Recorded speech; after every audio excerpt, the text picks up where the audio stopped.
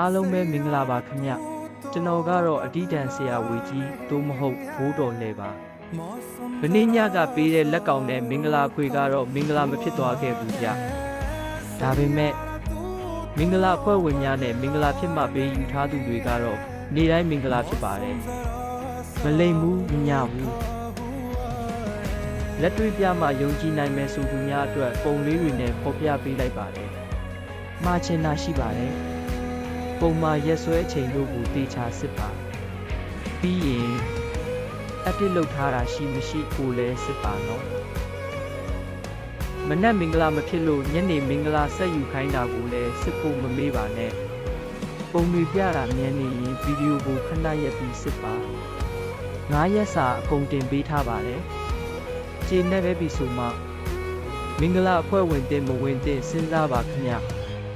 အဖွဲ့ဝင်ကြီး2000ကျပ်ပါတစ်ပတ်5ချိန်မှန်ရမယ်ဆိုတဲ့ဂတိရောတီးရလာဗျပုံလေးတွေကြည်လင်ပြီးပြီဆိုတော့ယုံကြည်နိုင်ကြမယ်လို့ထင်ပါတယ်လို့ပဲပြောတာနော်ယုံကြည်ပါလို့မပြောပါဘူးသူများတွေလိုကနန်းထွက်ပြီးမှတဲလို့ပြောတတ်တဲ့အထဲကျွန်တော်မပါဘူးမင်္ဂလာအဖွဲ့ဝင်အစ်စ်ကမနက်ဖြန်တရက်ပဲလက်ခံတော့မှမို့အမြန်သာလာခဲ့ကြတော့နော်အဆုံးထိကြည့်ပေးလို့ကျေးဇူးတင်ပါတယ်ခင်ဗျ